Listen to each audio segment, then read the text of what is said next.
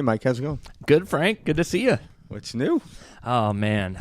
Great week, relaxing week. This weekend, my niece had her 10th birthday party. Oh, right so on. that was fun. Did you do like bouncy type stuff? Or what? No, actually, it was like her third or fourth party. My sister had like her friends over. You know, they had a little family thing, and then this was just mainly like me, my brother, my sister, and then my parents. Oh, right on. Yeah, Kayla came. It's amazing. That was cool. Yeah. When I was a kid, it was one big birthday party, and I think the main event was pin the tail on the donkey. That's it. Now she has a party with her friends. She had a party with like, her family. It's like a month-long adventure. That's the thing. It was more like her third or fourth celebration. Yeah. But it's just so cute, you know, seeing all the life and energy she has at 10, you know, her just trying to like figure out the world and putting the pieces together. And so it's just cool kind of being there to kind of chat with her, you know. Yeah. Yeah, because 10 years old, they're coming in, they're starting to... That's it. Like the programming's now starting to set in, you know, they're figuring out what they are. Wait a minute, what's going on here? That's it. So it's cool. She's very much kind of developing her own little identity too. It's really funny. She's like, you know, through like the music and clothing and just her style and all that. What kind of music is she into? Well, she's into rock and roll actually, so it's super cool. But she like came over yesterday. She was in a Rolling Stone shirt, but she had really? She has like her Nirvana shirt. Parental influence. It's very cool, you know, watching her kind of take to her own little style and stuff. You know what I mean? That's cool. That's cool. How about yourself? Yeah, it was a busy week, but it was good. Yeah, it was really good. So, That's awesome. Yeah, So, this week we're excited. We had one of our listeners, Thomas, reach out to us and ask us about a gentleman named Dr. Emmet Fox. Yeah. And so Frank and I got the email. We took a look at it, and we said this is a perfect opportunity for us to kind of dive in and do an episode on somebody that, you know, we have not covered. Surprisingly, you know, Dr. Emmet Fox is and always has had a large presence, you know, kind of in this New Thought community. And so this week's episode should be kind of a cool little introduction to who Dr. Emmet Fox was, a little bit of history on him, and how he kind of relates to some of the teachers and speakers Frank and I have already covered. Yeah, because he was pretty much contemporaries of Joseph Murphy and Neville Goddard, so you hear a lot of cross-reference, even though like...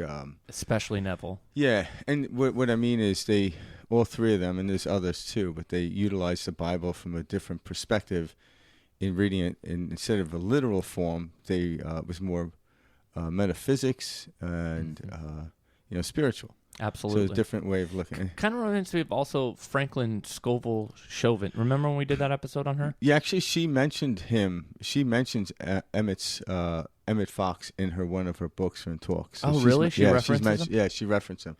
And they were all around the same time. Like, he was born in 1886. Yep. Joseph Murphy was born in... and actually, he was born in Cork County Cork as well in Ireland. Oh, yeah. He was born like in 98 or something like 1898. So they were contemporaries, and, you know, him and Joseph Murphy were, came from the same country. They made their way over to the United States, New York as well. Mm-hmm. I know Neville Goddard was from Barbados and made his way to New York as well. So, I feel like back in that time, the only place you really could go was New York.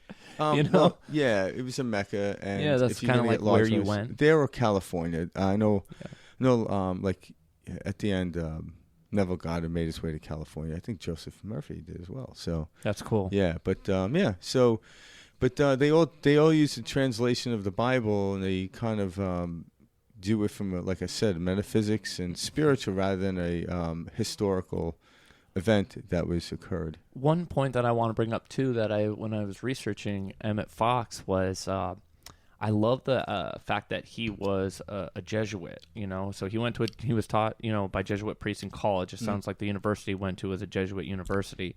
I went to a Jesuit high school, and so I remember being taught by Jesuit priests.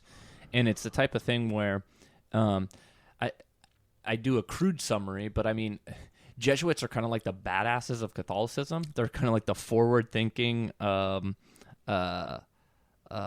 members of the church, if you will. Like they were taught to go out and seek the truth in all religions.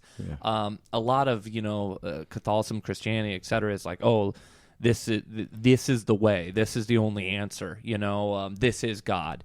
And the Jesuits were onto something very early on, like, no, hey, look, if we can find, or these religions and these cultures that we've had all of our lives, they can't all be wrong. There must be some sort of truth in each of them. And so the Jesuits, were big believers in seeking the truth. And so I think that was a big role in his development, from a personal opinion, and somebody who was Jesuit educated. I remember that was something that they always challenged us, or was on the forefront, which is seek truth in everything, find truth in all. Wherever you can find truth, there's truth. It doesn't have to come solely from a Catholic teaching. In fact, a lot of Jesuits, went and became Zen Buddhist teachers, or they also practiced the Zen aspects of I don't know if I'd call that a religion, but they practiced. There's Zen practices that they also would follow, and they would find these truths. And I always thought that was kind of cool. Yeah, well, what they do is, and what he does and other people do, they just strip away the doctrines. Yeah. So if you take Christianity from the basis, it's a philosophy, a way of living, and Emmet Fox gets into that. Like, if you follow these principles, it will guide you through life. Yeah, and even Buddhism wasn't a religion; it was a philosophy. So people have made it into religions. They use doctrines. And I get the understanding why people use doctrines. It's like a guideline: do this, do that. It's like telling people eat a certain amount of calories a day and you'll lose weight. Yeah, it doesn't work for everyone that way. It's how we think about it, how we exercise it. So, but there is some correlation there, right? Of mixing in the belief on something and utilizing the outside world. Exercising something. Mm-hmm. But when you strip away the doctrines, you start to see the truth. Because the truth isn't in the doctrine. That may be a part and parcel component of it, but it's not it. It's just an act that we do, and everyone has a different way of expressing it. So, well, not it. Yeah. You talk about, that's what cannot be named. No, it can't. Once you name it, it's categorize it, and all of a sudden you lose it. Like that's said throughout even the Bible. But once to define God is not to know God. Like the Tao, it's like to name the Tao is exactly to not know the Tao, and you can't. It's kind of like we as individuals, we can have an experience with God, but we can never define or explain God. But we can have experiences, and everyone does. So, but on perspective shift, we try to get as close as we can without smashing the hell out of it. Yeah, that's it. Yeah, because we're not here to. We're just here to expand upon the idea of something to get people to do it, and that's why I think with Emmet Fox, he also gets into the principles of doing stuff and actually acting on it. Like one of the books is. Was it the 7? Oh, the 7 golden keys. The 7. The 7 mental habit, right? Diet. The 7-day mental diet. Yeah. And it's pretty interesting. When you start with that, you don't try, but you sit there, and any negative thought comes up, you just let it pass on. If you get a reaction from it, like you start to react from it, you have to start it over. But the purpose of this is to go 7 days without reacting to any negative thought. Thoughts will come up. That's no big deal. But when the thought comes up, you're just like, let it go on. And from that moment on, you continue going 7 days, and this will literally change your life. But yes, if you do get reactive to something, you have to start over at that moment. And typically, he suggests that you wait a day or two before you start over again. Again, this is nothing to rush through. This is a lifelong lesson. But if you can get through 7 days of the mental diet, it will literally transform the way you think. And but this is something we're supposed to do every day. He mentioned this. You can sit and meditate for 2 hours. But if you can't take that with you throughout the day, it's a waste of time. So we should be meditating and following these principles all day long. The meditation in the morning that I do is it realigns me. Maybe I was out of whack a little bit with my thinking. But then if I don't carry that out into the day, it's like, it's almost like eating, if people get into diets, like eating a great salad than eating cake for the rest of the day, Right. The salad would have done nothing in essence. So, the better we get at this, the greater we get at this, I should say, and follow these principles, we're more conscious of it. the easier it is to stay on track. And what I mean is, when I do have a negative thought right now, I actually drop it. I don't blame the outside world anymore. And I no longer like, what's wrong with me? That's ineffective. That's blaming me. But ultimately, I kind of snicker at it and laugh and then move on. And it is something I've been practicing for years. And I still fall into it. But now my response and reaction are so quick. And when I get over it, I'm kind of laughing about it. Like, I can't believe that's still there, huh? Yeah. And it is. But, situations, circumstances that may have not happened that are similar to one that happened like 5 years ago or 10 years ago might arise, and your old way of reacting to it came out. But now I realize, wow, if this happened 10 years ago, I would have been justified in my grievances. Now I'm like, I can't justify this. Why? I don't want to. Why? Because I don't like the way it feels. It does not serve me. It doesn't serve me. I don't like the way it feels. And so Emmet Fox really gets into this, and he nails it. Yeah, he does. Yeah. The 7-day mental diet too thing, and I know Emmet would say this exact. This is a guideline, guys. This isn't for the next. You must do this 7 days to obtain it this. Could take you a year. This Christ consciousness. No, like this is a tool. That's what we're talking. The Bible is a tool, and these are different tools that Dr. Emmet Fox was trying to provide. Which is, hey, look, okay, so we have these thoughts that come up.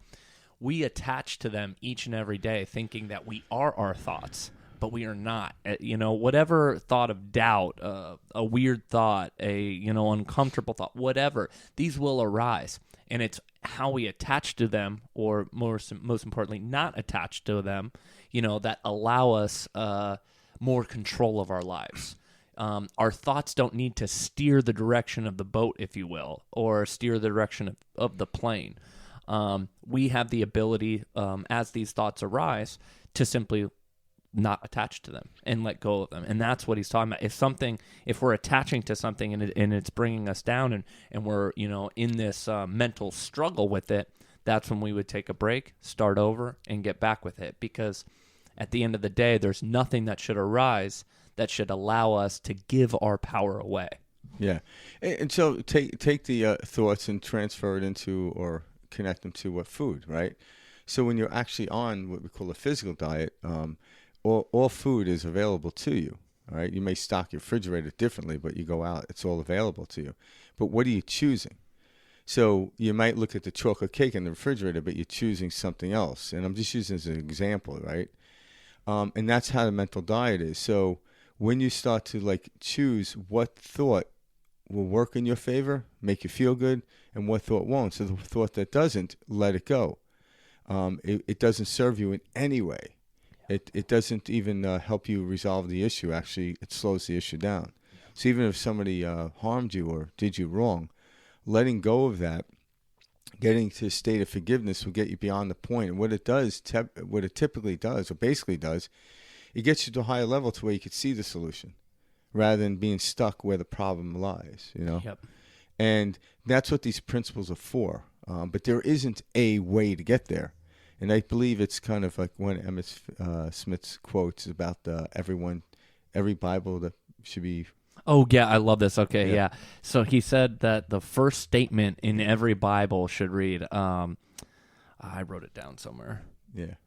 It is all about you. It is. And it's your relationship, not mine or Mike's perspective on it, but it's your relationship to all these passages, or what have you look at it. What's your relationship with it? And that's first and foremost, just like your relationship with God is yours. I think that's so powerful. It is. But everyone's always trying to compare notes, and then how did you get back to weight? How'd you lose weight? I did this. Someone goes home and tries to do it, they don't have the same result. Yep. Because their relationship will be completely different. They're in a different place. That's it. So when we stop doing it, the only thing I need to know, it's possible. And if it's possible, then I will find my direct route to it. And typically, basically, Emmet Fox is huge on this, and he talks about this in the Four Horsemen of the Apocalypse. Oh, I like the breakdown of it, because that's what he does. He breaks down things really well. Specifically from the Bible. Yeah, so yes. And in that, the Four Horsemen, the four horses, you had pale horse, which is the focus on the physical world, everything from how we look, the money, and everything else, and you completely attach to that. And the thing is, we live in the physical world, so it's understanding it and utilizing it. So the pale horse can be a wonderful tool, but if you only live by that, it will take you down. And then the red horse is your emotions. Again, your emotions and guidelines. When we know how to use them, they're brilliant tools. But if you focus solely on that, which is very similar to the pale horse, it will take you down.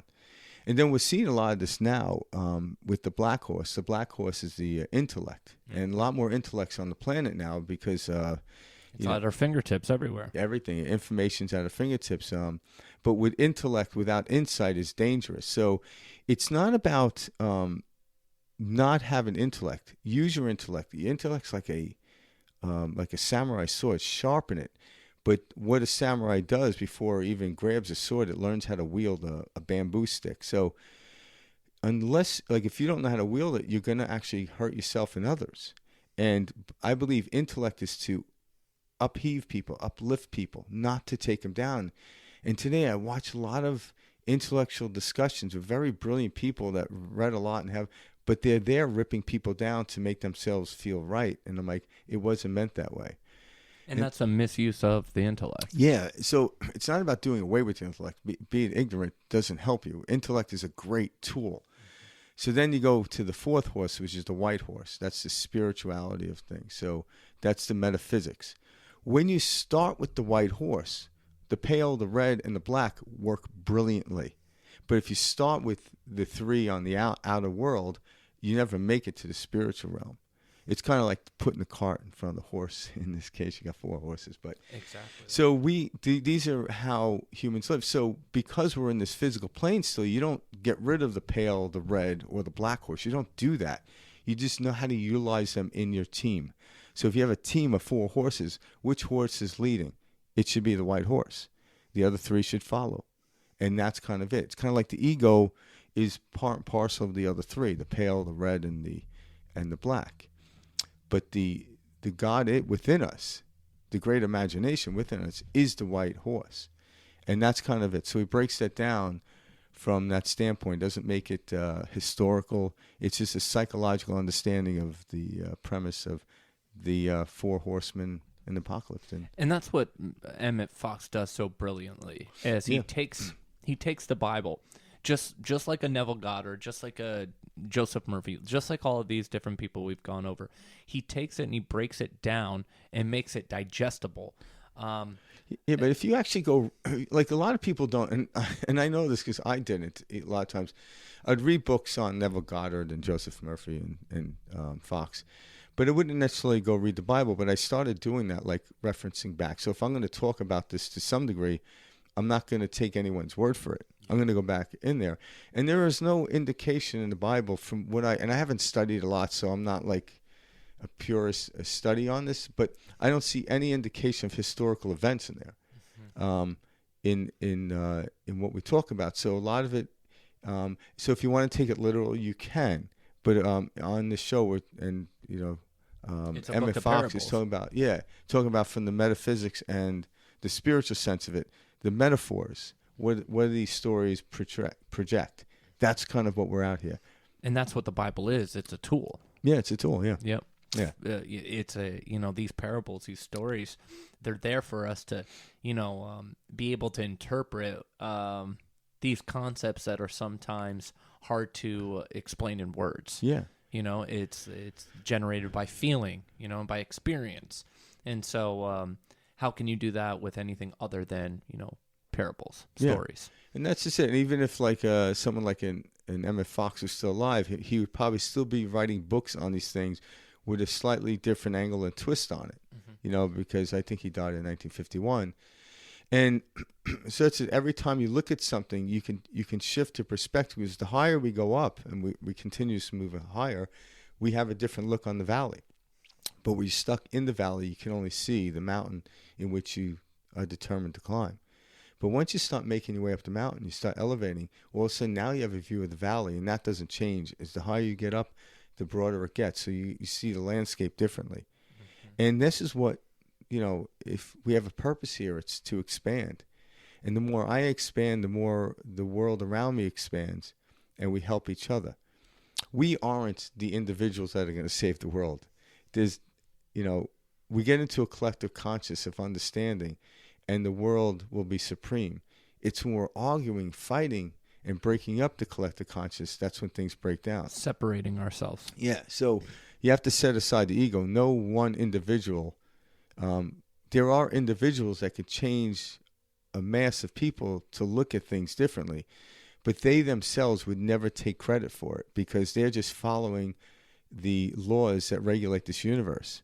They didn't come up with them. Like Einstein didn't create E equals MC squared. He discovered it and was able to explain it to the rest of the world. And these laws are available to each and every one of us. Yes. Yep. It's not like only a select few are able to operate within these concepts that Frank and I are talking about, that Dr. Emmet Fox is talking about. These are available to every single one of us. We all have these capabilities, and that's what's so powerful about what Dr. Emmet Fox has been sharing for years. And we go back and we look at all these people, born in the 1800s, talking about these concepts that are now just really starting to become mainstream, if you will. This new thought, this new age, type of conversation of, hey, look, we are not just living in a physical world.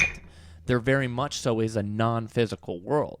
And like Nikola Tesla said it the best, he's like, the moment that we and our science begins to study the non-physical, 10 years of that will be 10 years of studying the non-physical. I forgot the quote exactly, but it's essentially will eclipse all of the study on the physical that physical studies that we've done on the world for the last 10 years. For us to truly understand our being, we need to stop focusing on the physical and focus on the non-physical. Yeah. And that's what, Emmet Fox, these different teachers that we cover, that's what they're talking about.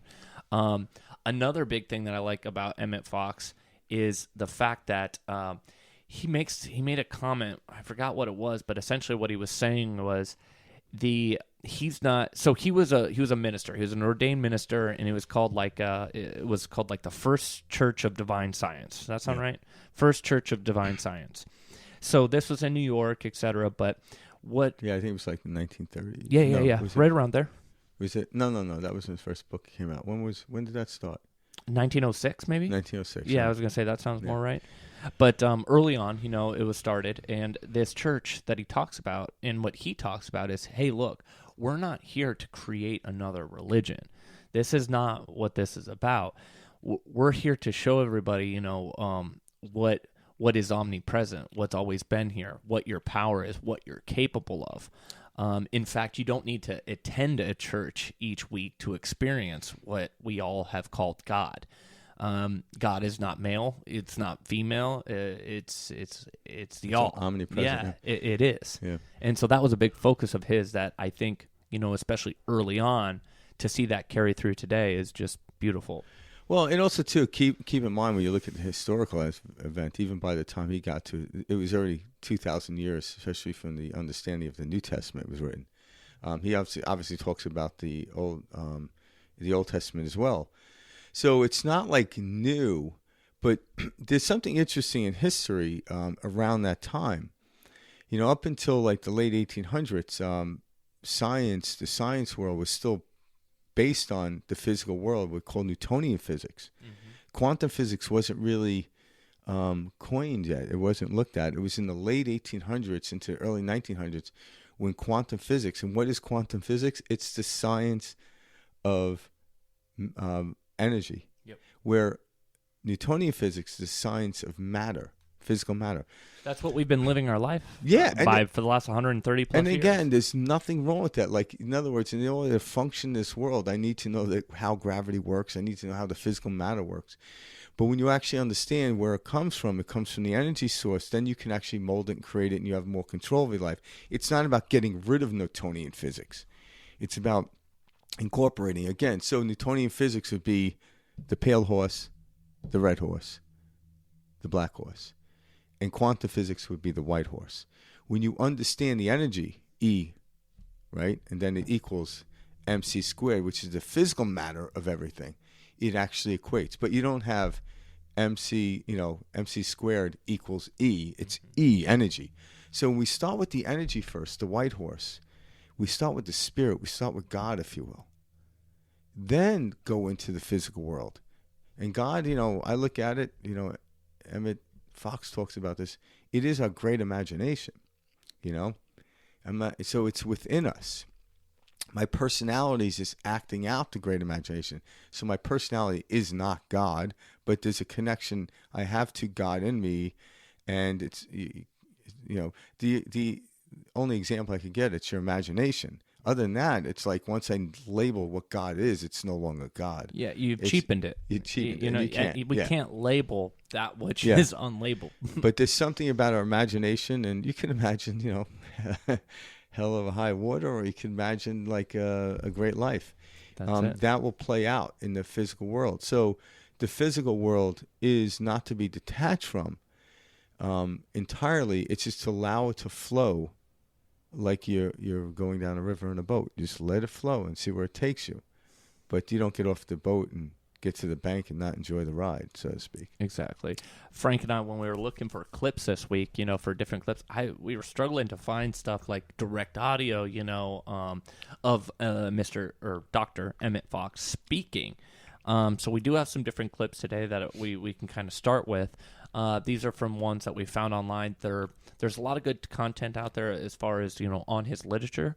As far as him speaking and publicly speaking, it's not like that of Neville Goddard where he recorded a lot of his lectures, which is honestly surprising. One of the cool facts that I learned about Emmet Fox when we were doing this is just how big his audiences really were back in this time. He was, speaking at Carnegie Hall. He was holding, lectures with hundreds, thousands of people present. 5,000 a week, yeah. 5,000 people back in this time, coming to listen to this gentleman speak. And that is extremely powerful, the effect that he had on these different audiences. And so I found it kind of funny and crazy that I wasn't able to find like an actual video of him speaking himself. But yeah, so if anyone out there has any clips or can lead us to please share them. Because obviously Emmet Fox is another person we're going to do over and over. Yeah, he would be one we would absolutely revisit, just like that of a Neville. Most of them we will, but it's like, especially him, it's kind of, there's so much content. We're just giving an overview right now and leading people into discovering it and checking it out. Because the principles that he goes by, it will literally, if you're having a difficult time in life right now, this will definitely set you straight. It'll help you out. Look at life differently from the place and where you are. It's really flipping it around. And another good thing about Emmet Fox, too, for those, who may push back on religion sometimes, that's not for me. Religion's not for me. They think it's too, controlling or conforming. Emmet is somebody who is speaking from a very neutral place when he's using the Bible, for the reference. He's not talking about this man in the clouds that will forsaken you and rain hell upon you if you do not follow his will. No. He's talking about the omnipresent. He's talking about this ether. Everything around us is God. And so when you kind of loosen up on that and allow yourself to dive into his work, you'll find this new and beautiful appreciation for the different parables and stories and scriptures, that are found in the Bible. And this really happened for me, somebody who was born and raised Catholic, went to Catholic school my whole life, found myself pushing away from religion, in my early formative years, being like, what the hell is going on? This just doesn't feel right. The reason it didn't feel right is because I was trying to have this BS narrative crammed down my throat, about heaven and hell being separate and just like a very third dimensional. What's a good way to describe how religion can sometimes be viewed nowadays? You know what I mean? Yeah, it's just kind of they set forth doctrines. If you follow this, it's almost like if somebody like a nutritionist said, okay, if you want to lose weight, this is the diet to do, and they stuck to one diet. Yeah. So, but the thing is, food and may be correlated to diets, but it's not the direct ascendant of a diet. No. If food is just food. So if you can separate the Bible from Christianity, because Christians use the Bible, and if you go to the Old Testament, so is Judaism. But if you learn to separate it from any religion, you'll get great benefit. But by no means, like if you're a religious person, Catholic, Protestant, Jewish, it doesn't matter. This will just give you a different perspective onto your religion. It doesn't mean you have to change religion. Not at all. Yeah, because it's just a different way of looking at it. Because I think in the past when people were trying to separate stuff and they started, what I always found odd is like if you were this religion, that religion, and I get why they do it, like kind of the way we separated from our parents to get our own ideas. We kind of dismissed our parents, but to no end or no prevail, it didn't work. What we realize is we're more like our parents than we think. There are certain things that we expanded upon beyond the point in which they knew, which that's every generation should. But the Bible, when you look at it separately from any religion, but you could also see how it's entwined. I try not to go and knock any religion because that would be wrong of me. Because I was raised Catholic too. I just have a different way of looking at Catholicism than I did in the past. It's my personal religion now. If you look at it that way, I don't need to knock it because when you end up, I know this intellectually. So here comes the black horse. If I intellectually start knocking a religion, it's not going to do me any good. No, it's not. But if I understand where these came from, and it's okay, I have a different look on it. You don't have to disassociate or disassemble. You just see how, now I get why it was started, why that doctrine was there. But it doesn't, the attributes of doctrines and stuff like that are always fleeting. But the essence of the religion, whatever religion, will always remain the same. And in this case, the Bible is really good at pointing that out. No matter what religion you are, I don't care what religion you are, the Bible and other even type of spiritual readings you could read. I'm like, but some people hear the Bible and they think, oh my God, these Bible pushing, Christians and stuff like that, and they're out there. But I guess but I think too, they like mean well. when you feel yourself resisting something, there's something to discover there. At least I learned that about myself. Yeah, and that's if you take the book. It doesn't matter what it is, and you take it into your own study by yourself, nothing is going to invade you. It's not like you go into a cult. So sit there and read it and just kind of like, let it come in. Read a couple of passages, see what it says, see how it talks to you. Sometimes having somebody else's interpretation will give you a kickstart, but what's your interpretation? Because my interpretation of stuff will be slightly different than Emmet Fox. But yet, I don't believe it would be an argumentative one. It would just be like, I never looked at it that way. Correct. And because where we are, I have different analogies because I lived at a different time than him. But yet, the essence of what they're talking about, whether it's Emmet Fox, Waldo Emerson, Ralph Waldo Emerson, he was a big influence on. I think they were, and many, honestly, many individuals we've covered have brought, like Wayne Dyer loves Ralph Waldo Emerson. Yeah, and I think it's just their angle and how they took it. And obviously, him being a writer of fiction and stuff too, would also imbue it into his work. So it actually, whenever you do that in type of fiction stuff, you can actually get the masses to look at it differently without any. Because if it's nonfiction, it's like, what are they trying to say here? But if it's fiction, it's like, it's an interesting way of looking at it. But it actually helps open people's minds to a different way of looking at it. And that's what we see in a lot of our like movies and television. Yeah.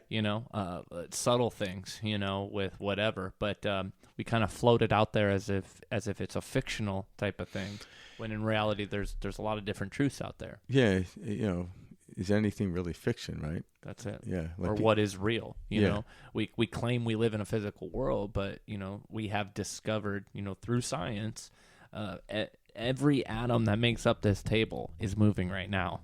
And there is nothing solid, truly, about this table. Yeah, the atom itself has no matter to it. That's it. There's no mass. Electromagnetic field. That's containing. Our bodies are technically no mass. Yes, we can weigh them, etc. But when you can loosen up on this, everything is a material world, and I'm working my way through this material world, you then begin to experience the non-physical, which it doesn't take, A plus B to get to C. You can go from A to C in a moment. Yeah. Yeah, so like when you look at the physical world, you got the pale horse, the red horse, and the black horse. They have weight to them, but the white horse has no weight. So, I once heard like if I was to weigh myself right now, and then a minute later I would to die, I would weigh the same. I think, but I think there's like a couple of grams they try to figure out. I don't like. Is there any weight difference? Yeah, I remember hearing it. They made a movie about it. I forgot how many grams, like 3 grams or something. So what we call that the soul weight? Yeah, so it has some weight, but the weight itself is insignificant to where you can basically weight it. But that's the light body. It's a soul body. So when we actually go from that and understand that and actually become nurturing that, the physical world actually works better for us, works in a greater level for us, I should say. But when we're stuck in the physical world, we actually starve our spiritual world. So start. That's where we're 99% of the world's at. That's why we're so tired. That's why we're so divided. That's why we're always burnt out. We talk about burnout and all this stuff as if it has anything to do with work. Yeah. Well, you'll go a weekend, 2 days without work, and you'll come back on Monday, and I don't care if you slept all weekend and feel great. There's still like this burned out feeling. But I believe I haven't done a census, so we say 99%. I believe the numbers are dropping. You're right. Because when Emmet Smith wrote his books, this was like in the I think late 18th, early 19th. Well, it was his the one that Sermon on the Mount. Oh yeah. It was like 1930. Okay, I believe. Cool. I could be wrong on that. That's one of his biggest. Yeah, exactly.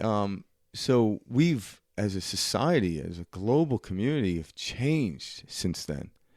I don't pretend to know a percentage, but when I have conversations with people around me, and I look at that from a microcosmic understanding of the universe, and if the universe is laid out in this fractal understanding, microcosmic universe, I could get some bit of a census from my understanding. And people are like, well, you imbued that. I'm like, well, so do other people. I'm like, I can't. It's not because everyone walked into my room, everyone becomes spiritual. I'm like, that's absurd. I'm like, how do I know they weren't the spiritual person I walked into their room?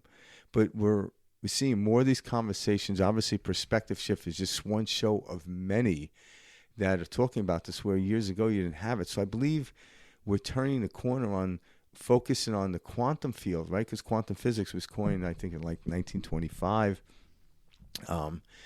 And the understandings of science is still figuring things out there and proving stuff that's happened that, the Niels Bohr and the Einsteins of the world were talking about back in the, early 1900s are starting to come to fruition, because we're starting to see the change in what we call technology. But why is technology changed so rapidly and quickly? It's because we're understanding the energy side of it, not just the physics side of it, right? Yeah. So let's check out this clip from Emmet Fox. All you have to do is this. Stop thinking about the difficulty, whatever it is, and think about God instead. This is the complete rule, and if only you will do this, the trouble, whatever it is, will disappear. It makes no difference what kind of trouble it is. It may be a big thing or a little thing. It may concern health, finance, a lawsuit, a quarrel, an accident, or anything else conceivable. But whatever it is, stop thinking about it and think of God instead. That is all you have to do. Couldn't say it any better. I was going to say, nice, simple, to the point. That's the thing I like about him too, is like a lot of his books are not big. They're small. They're right to the point. Like, I think it was when he wrote a Sermon on the Mount. He's like, I could have made this book like 3 times as big. Right. But his challenge is to actually make it even smaller than it was, because we tend to complicate things. We get lost in the explanation of things, and we get too much explaining, kind of like what I do all the time. Hey, we lose part what the of hell this we're human experience. Yeah, we lose the essence of what we're talking about. And so he keeps it very short, very practical. And if you literally utilize it in that form, you can see it work for you, and it'll work different for you than others. And that's kind of how I look at it. He brings a very practical use to it. It doesn't just sound good. That's it. If you actually exercise these principles, you go like, wow, this works. Well, that's what he's saying. He's saying the golden key, is to know. It is to rest in faith, in a knowing. Not how it's going to work out, but just knowing that it will work out. Yeah. And that's where he's saying set your attention. When you can set your attention on God, set it on source, that's when everything kind of quiets. No longer is it, oh, I got to do this, or I got to do that, or this is yet to come, or I'll be happy when this is, fulfilled, or this becomes fruitful. It's eliminating all of that, and it's just resting assured, knowing, all of those things will come to pass, and then allowing them to unfold. Yeah, and we live in a beautiful time. Now, you go back to when he was talking about this and lecturing on it, back in the 30s and like up to 51 when he died. I'm not sure how far into the end of his life. He was only 65 when he died, but yeah, he died young. How far he was lecturing. But we actually have the advantage of technology. So I can use an example that he didn't have the capacity to do, but he knew it to explain to somebody else. But look at a GPS system. It's a great example.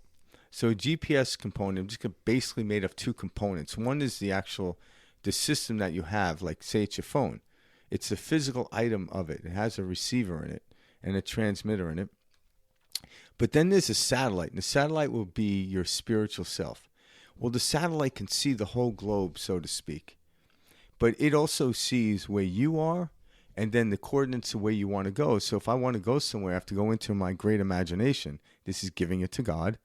And then see myself already there. So when I go into my GPS and say I want to go to like Santa Barbara and I'm in, Phoenix, Arizona, I have to see the place I have to go. I could go on Google and see it like, oh, this is a nice hotel. I'm going to stay here. Yep. And all of a sudden, when I actually put the directions in, it shows a blue dot where I am and this blue line, and then it shows a red pin to where I have to go. So it creates a triangulation of it. I don't have to do anything. I gave it up to God, so to speak. So right now, to explain is, most people trust their GPS unwaveringly, but when you say give yourself to God, like, I gotta take over. I'm like, do you realize that the GPS is a mere fractal of how the universe actually works to us? We've just been taught so backwards. Yeah, that's all. We've been taught like, oh, you got to see it break down. You got to see the physical aspect of it for you to believe it or to buy into it. But back in the day, you had to have the actual experience. I'm like, oh my God, maybe in that day, I just gave it up to God and it worked out. But right now, we can explain it through technology. This is how it actually works. And we have a higher system in us, a guidance system. That's what we call the piece of us that's touched to God. And that GPS system that we have, yes, there's physical attributes of it, but then there's other energy attributes of it. And that's the higher self will let me know. So I have a higher self in me that's directly connected to this God source. And if I want to go somewhere, I don't need to pull out an old map. I just give the directions, but I have to see myself already having what it is I want to experience in order to generate the energy to get there. And when I do, what happens is it levels me higher up on the mountain to see how it's going to work out. It doesn't just smack you in the face. When anything journey comes along, you can see the signs. So when you come to your fruition of the thing you were trying to experience, it became right before you stepped onto the beach, so to speak, in Santa Barbara. You saw it was a next logical step because along the way you saw signs that said Santa Barbara, but you weren't there yet because it might have said 60 miles away. So you were already acclimated the time you got there. It wasn't like you driving, boom, there's Santa Barbara. The world shows you signs. So you don't have to be guessing all the time. But when you start out, you have to have utter faith in the systems that will get you there. And people do with the GPS. So, one day we won't need a GPS. We'll just be fully working on a higher consciousness, a higher self, and you can get anywhere you want in the world. One thing I always remind myself, too, is everything I'm experiencing that's going on is a delayed reaction, if you will, of what I have, information I put in and I'm now experiencing. Yeah. So, that's a big thing, too. Remember, me walking into this house, into Frank's house, into this room, is a delayed reaction of You envisioned it a week ago. Yeah, exactly. Yeah. I'm witnessing and observing myself play out, and that's like a big detaching factor that helps. You know? Sometimes I wish I could observe that before I'm ready to say something stupid to Karen. Hey. I need Frank needs a longer time delay. I need a longer delay. Because when it was just coming out of my mouth, I can know I'm like, this is not going to work out. But yet it just came out. Rah, like shit. This is not going to work out. But yet That's the time, so I need a longer time delay. That's all I got is. You need a longer delay. Yeah. So. But truly, so picture that, guys. When you're working through, remember, this is a delayed reaction. You know what's going on. And if you don't see what you put in, don't fear, don't stress. It just hasn't come to be yet. Hey, have you ever experienced deja vu? Absolutely, 100%. Right. So especially when I was a kid. Yeah, I did a lot as a kid. So deja vu, the way it was explained to me, which is it's interesting. I've heard different ways, but this way I enjoyed. It's like you're actually setting the consciousness. It's almost like making the movie and watching it at the same time, where most people they make the movie and then watch it after it's made. But deja vu is you're actually creating the situation, circumstance you're in at the same time you're in the moment, so there is no delay. That's why it's like, I've been here before. Well, you wrote the script at the same time you were actually acting it out, where before it was you're writing the script and then you act it out, so you don't have a memory of it. But yet, I made it to the grocery store because I wanted some popcorn. Yep. No, I see exactly what you're saying. That's a great example. Yeah, I don't even eat popcorn. I don't know why I said that. I don't even eat. I like popcorn. Well, the only time I eat popcorn is I go to movies. I was gonna say I never eat it at home. Yeah. It's just like it's totally a movie. Isn't that funny? You can only eat things certain places. Like Oh yeah. Like I don't crave it at all. I go to movies like I need some popcorn.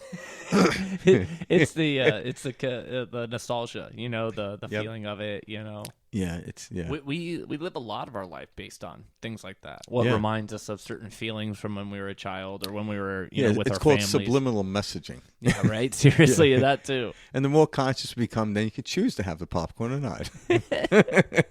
That's why I don't go to the movies. No, I was kidding. I say we jump into the next clip. The answer is that we have the key to life.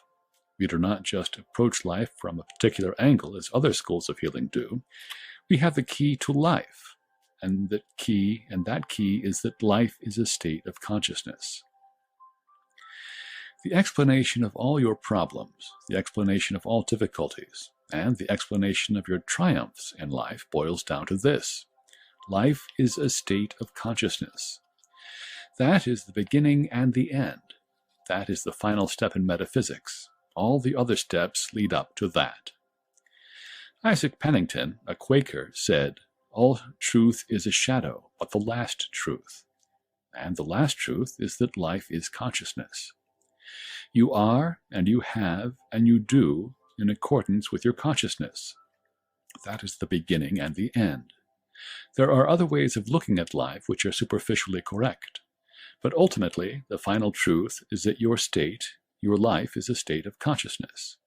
Your so-called physical body is the embodiment of a part of your consciousness.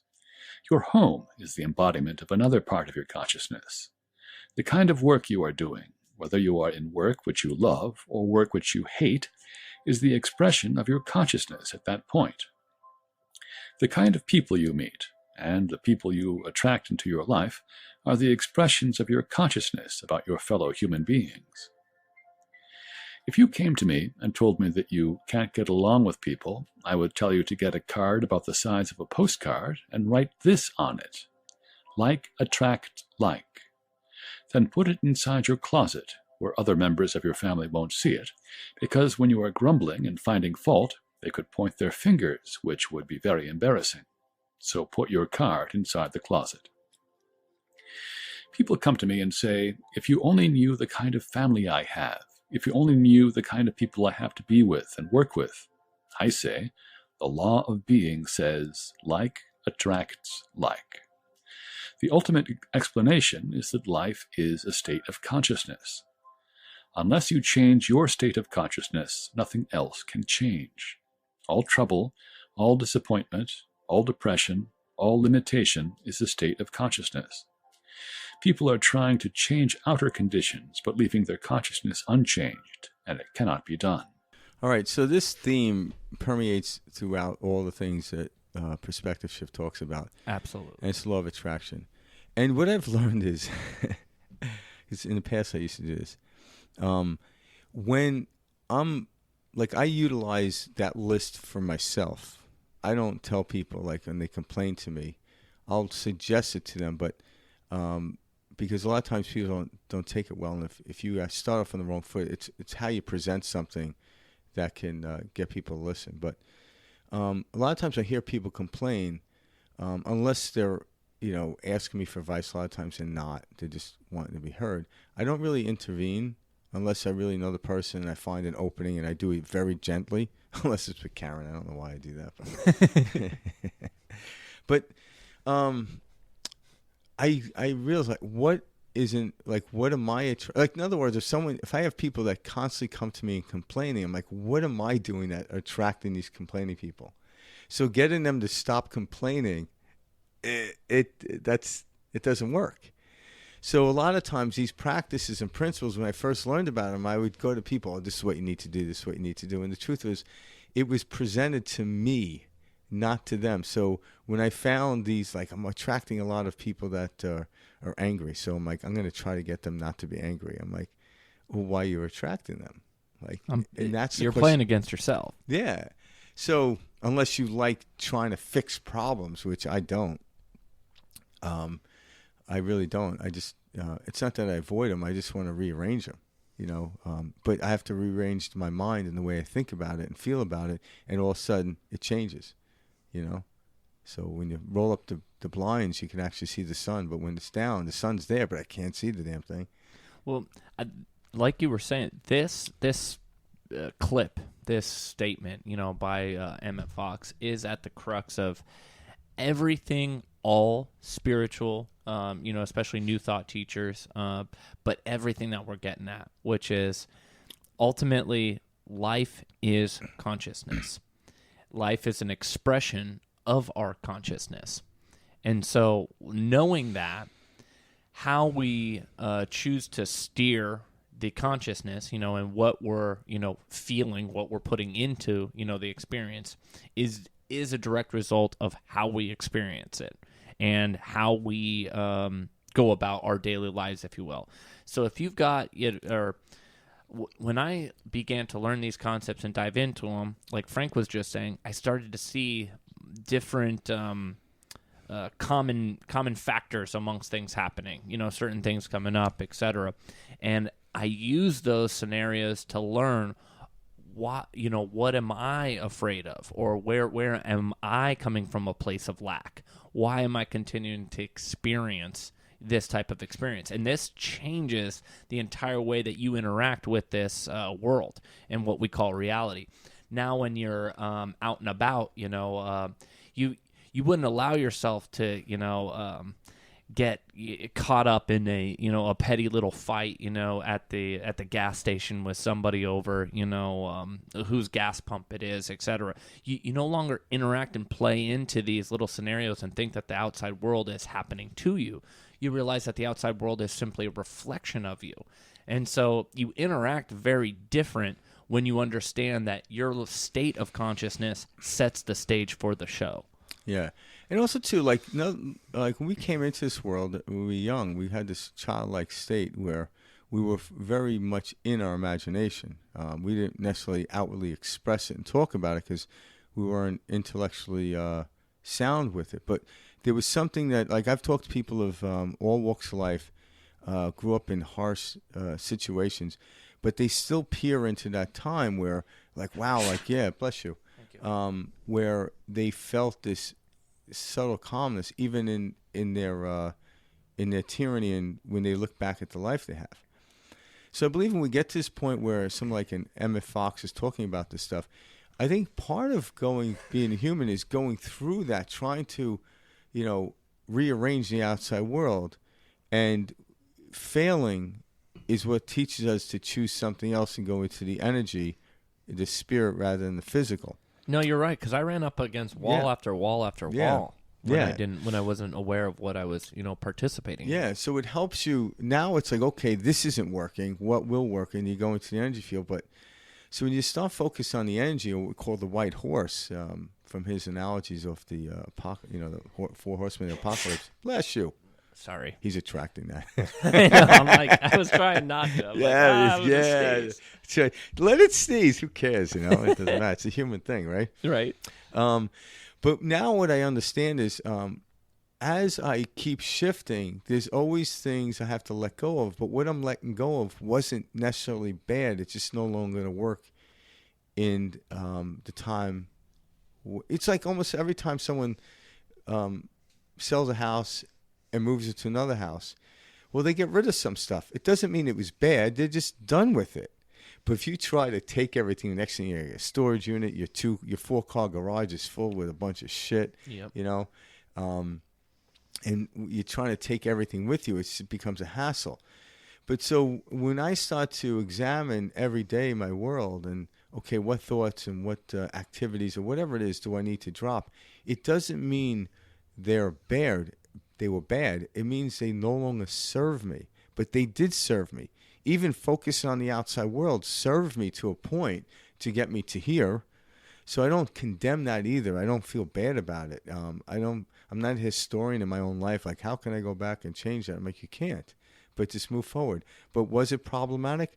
No, it was problematic because I didn't let go of it in time. But now it's like, okay, when I sense the problematic aspects coming up, I just let go of it. I don't think about it. Like, why did I choose that?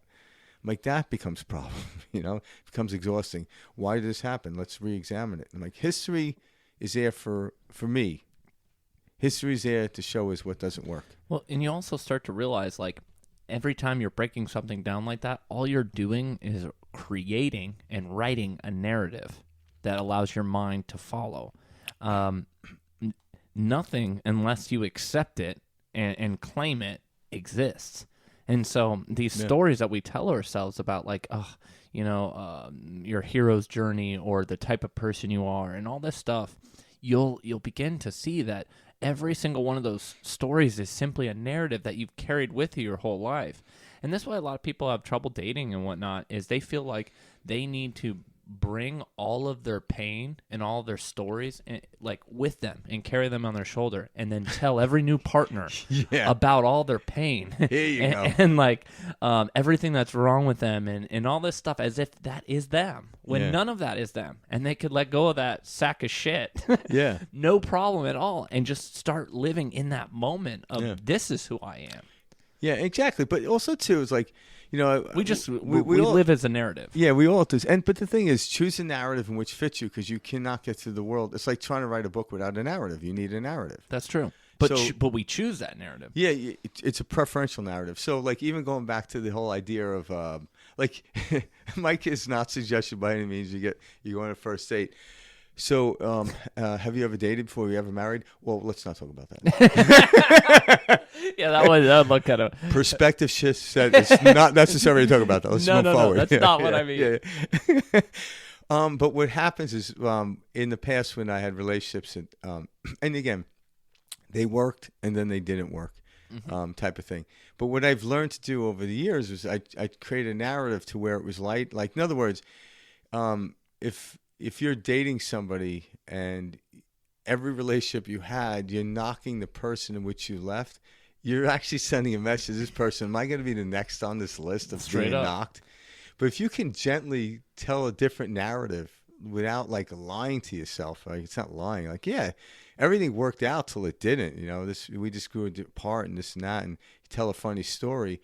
All of a sudden, there seems to be promise moving forward. So it's not that you don't. It's what narrative you're going to choose to tell the story. Is it a horror one? Well, if you keep telling the horror one, this one will turn into horror. What like attracts like. That's what Emmet Fox is just telling us. So what story I'm going to tell about the ex now that's different than the past before? I'm like, okay, I'm going to take a completely different narrative. It's going to work in my favor. I'm going to be light about it and joke about it, And, all of a sudden I chose that narrative in order to give a synopsis. And now all of a sudden the person's like, okay, I like this person's narrative. I like the way they go. Exactly. And all of a sudden you broaden the perspective. And if they don't complaining, you just did yourself a huge favor. Well, and think about all the people, they'll tell you these stories. Oh my God, my ex and this and that. And like, dude, that is the biggest like red flag for anybody. They're like, oh God, this person doesn't know that this is all about them, you know?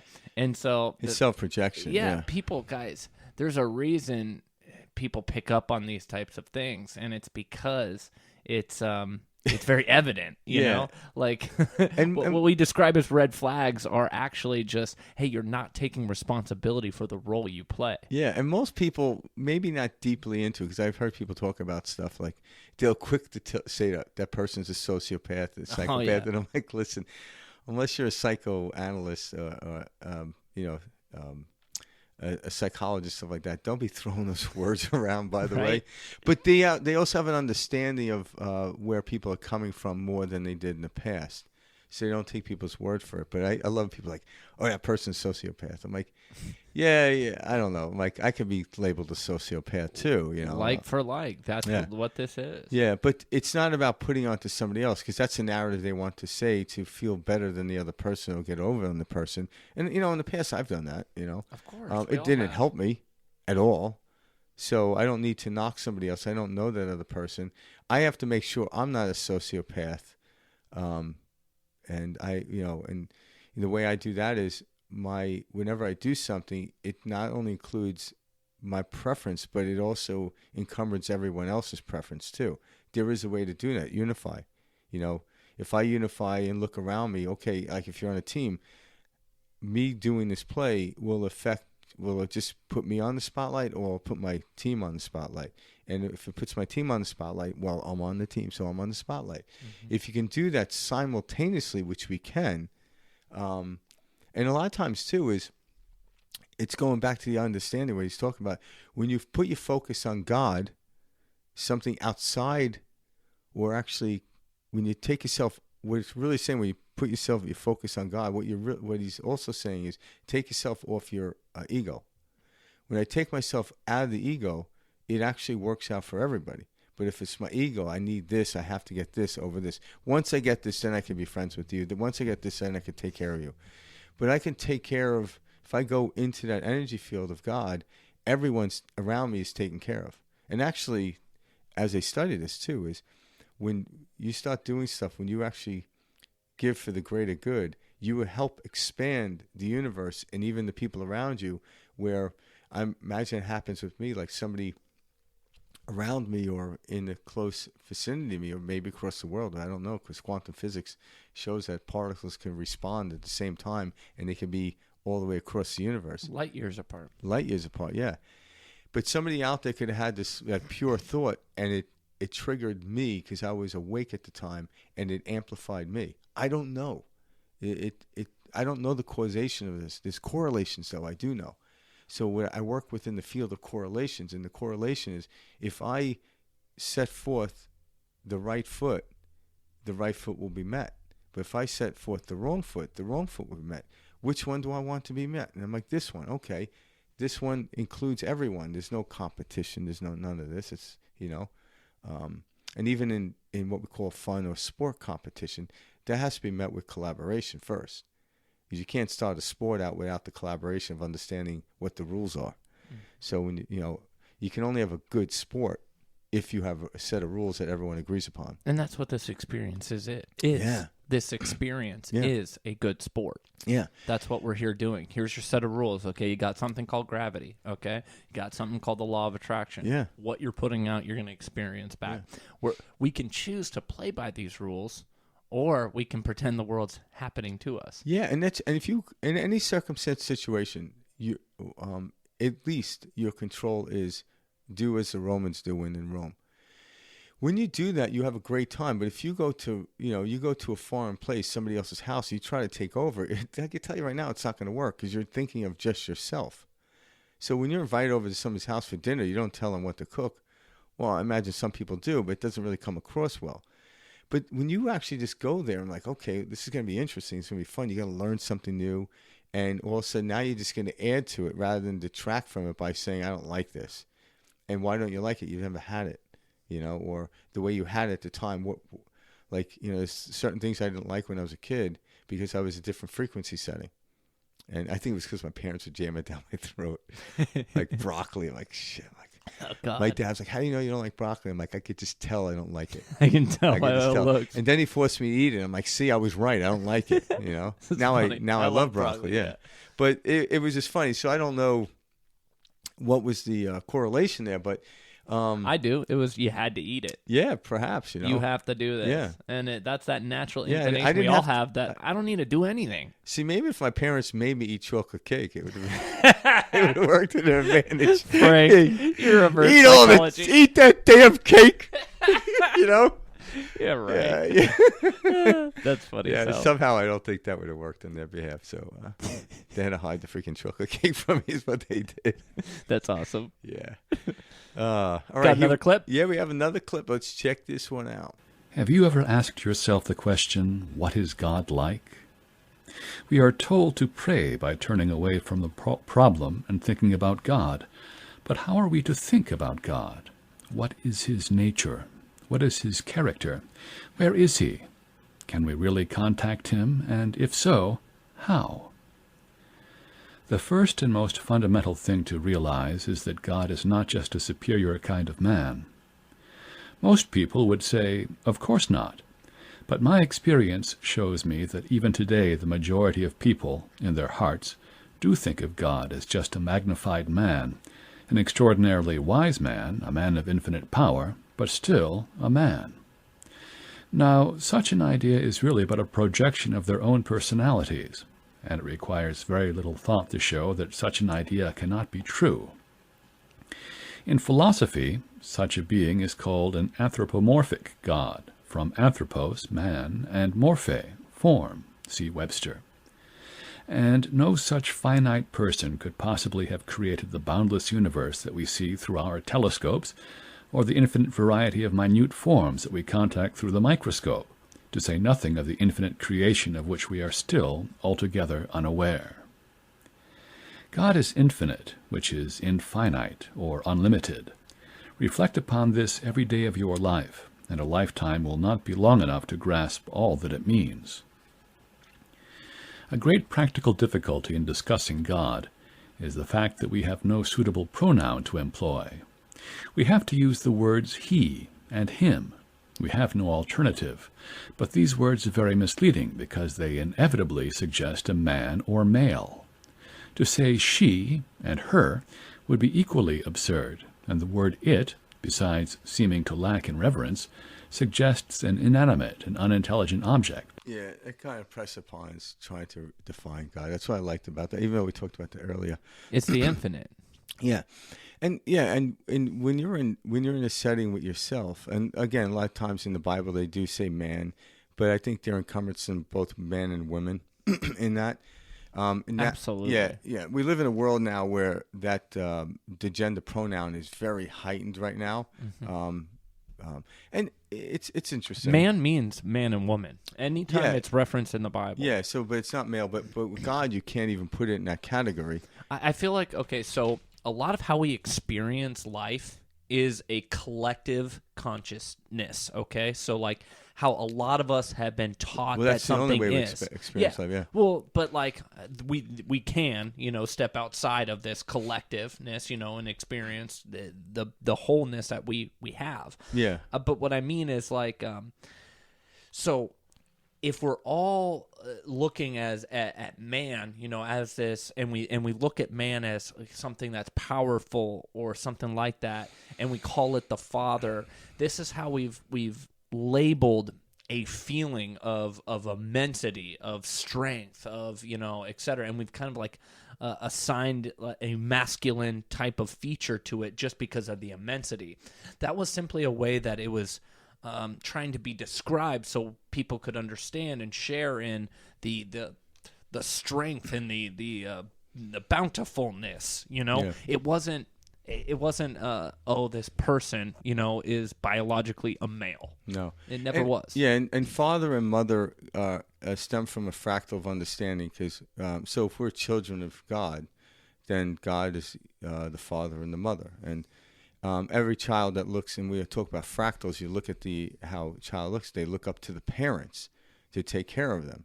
And then eventually the parents and the child become one. And what I mean is they're at the same point where they can relate to it. So when they call God the Father, what they're really saying is it's the one to look towards wherever you're at. So we do it like when you're young, you look through God through what you call your biological parent, whether it's your mother or father, for the answer. But you really look into God as you get older. You realize, yeah, it's all right here. Yeah, the attribute that my parents have, such as their personality, isn't going to give me the answer. I have to go beyond the personality, and so everything is used from a parable or a paradox, not a paradox, but a parable or a fractal of an understanding of how things will work out. So that's why they use Father a lot of times for God the Father and stuff. Exactly. But you could say parent because doesn't matter if it's your mother or father. You're looking up to them for the answer.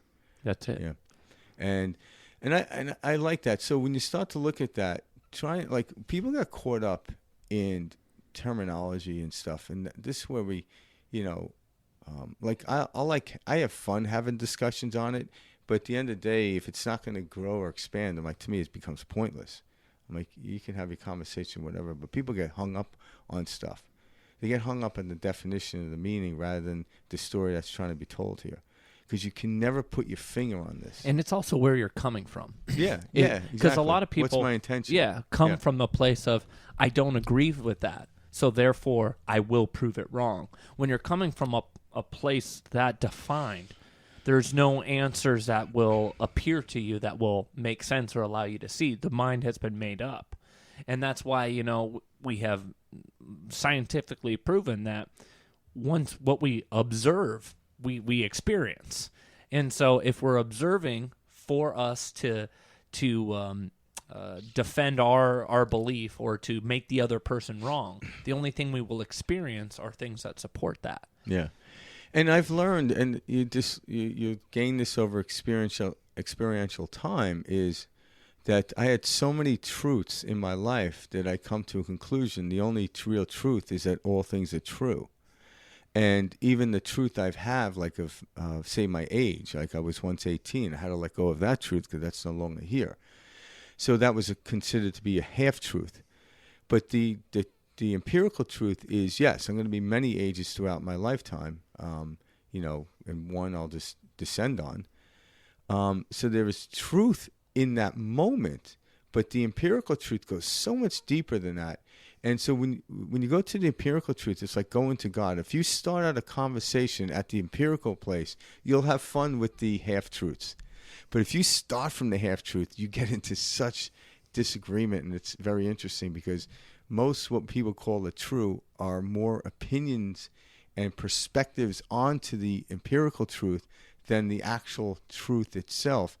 And so like me and Mike are talking about a different way of looking at even Emmet Fox, and somebody else presented Emmet Fox just slightly, you can look at it any way you want. You're not wrong, but there's an essence that we're trying to get to where they're at the basis of everything, whether you're flying an airplane, driving a car or a bicycle. What allows this to happen is gravity and the understanding of gravity. Without gravity, the plane wouldn't be able to be directed in the direction in which it wants to go. Same with the car. But people argue over the car and is better than the airplane. I'm like, no, it's just they're different. I can't get groceries with my airplane. Mm-hmm. With my airplane, like I have one. Yeah, my airplane. Got it out in the back. But and that's kind of the point we're trying to make here. It's like, yeah, I'm like, have fun with that stuff. One isn't better than the other but what's the underlying rudimentary understanding there? Of life, and there are these principles and laws that are always endless and timeless, but yet what arises from that is a new experience in it. So yeah, that might be the half truth at the moment in which you're in, but you have to let go of that at some point. But arguing over it, I've seen arguments from people like 20 years ago, and now they don't even talk about it because it doesn't pertain. And you're looking at them like, well, why did you argue over that? Like it was direct. And I don't know, it's something like we want to be right. And I know that because I always wanted to be right. And I realize there's nothing to be right about, in essence, over somebody else. I can be right at the moment in which I'm in, but I'll never be right over somebody else. That's absurd. That's where the intellect gets involved. That the black horse, if if you're trying to be right over someone intellectually, you're going to get taken down. And there's like multiple rights. Like two things can be right that contradict. There's so many layers to Tell this. that to Karen. But that's the truth, you know. And I was just watching. I can't remember. I was watching something on Gaia recently about this. But like, we're living in such a multi-dimensional world that like that two opposites can be right at the same time, depending upon how they were, you know, measured in that sense. Yeah. So like to think that there's only one right way or one wrong way, or everything's black or everything's white. It is foolish, and it's why we're so tired and why we're not finding happiness. Is we're trying to beat a game that's not beatable. We're trying to play along with something that was never meant to be taken seriously. Yeah, and so what I've learned to do, it's not this or that; it's this and that. Yep.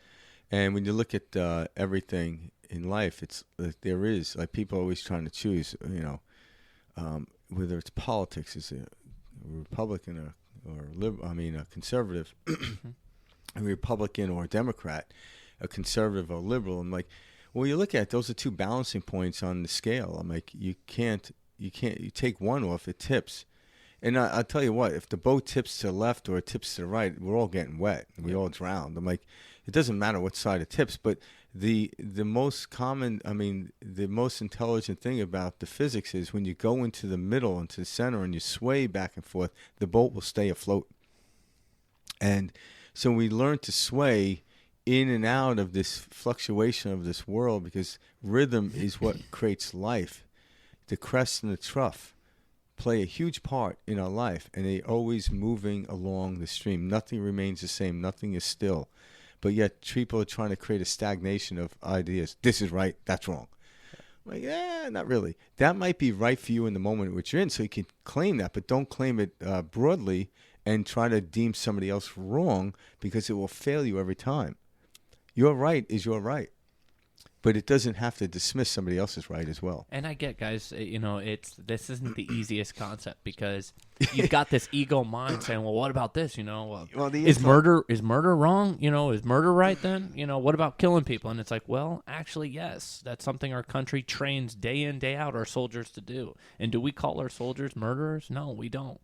So, guys, you can take this and manipulate all you want, but there is no such thing as right or wrong. Yeah, but we train the soldiers to get in situations where they don't have to murder. Oh, of course. Yeah. Well, we're starting to see that. Yeah. Oh my gosh, we've been killing for so long. This is ridiculous. Yeah, and we should never be killing. Yeah, but we're at a vantage point. We're hurting ourselves. Yeah, but we're at a vantage point where we know it doesn't work. Yeah. So in the moment in time when someone's doing something, who am I? Like, I'm not a Monday quarterbacker type of guy. I'm like, you know, the quarterback and the coach made the play, and if it didn't work out, they'll learn from it next time. But they should have done this. I'm like, you know what? If you spend your life saying they should have done this, they did this wrong, I'm like, you get nowhere. Mm-hmm. Because unless you're doing that to yourself, and if you are doing it to yourself, it's going to be a miserable freaking life. Yeah. We learn from our mistakes, and we learn from surprises. So I feel the greater we become, we learn more from surprises than mistakes. But mistakes is still a very... God knows I learn a lot from mistakes. Well, Let me leave us with this quote. This is one of my favorite quotes. I wrote this down. That was by Dr. Emmet Fox, that I thought would be a good way to kind of wrap up the episode. But he says, "You are not happy because you are well. You are well because you are happy." Yeah. And I think that is so powerful, so simple, and so easy for us all to take away. You be the state that you want to experience. You don't chase the state that you want to experience. Yeah, you don't. You become it. Yeah, let's just leave it at that, people. No, absolutely. Well, let me add this to it too, because one of the biggest things I heard Emmet Fox kind of go back to, and I've heard countless teachers go back to, is, you know, in Psalm 46, I believe it's 46:10. It is, "Be still and know that I am God." And this is one of my favorite, excerpts from the Bible. But we see this "be still," this stillness, come up in every teacher, whether we're talking about Maharishi, whether we're talking Buddhism, about Taoism, everyone. Yeah. Be still and know that I am God. It's when you go into this quiet knowing, this not mind racing, monkey mind, etc. It's that knowing place that's when you'll experience God. And that's what he's getting at here. You know, you're not going to be happy because you're well. You need to find yourself as happy, and then you will experience it as well. There you go. All right, this is another episode of Perspective Shift. If you like what you've seen, hit the subscribe button down below. If you have any comments, please send them there. If you'd like us to cover any other person in this realm, we shall. We'll do it. All right. Appreciate the message, Thomas. Yeah, and also to email is perspectiveshift2020@gmail.com. We'll see you guys next week.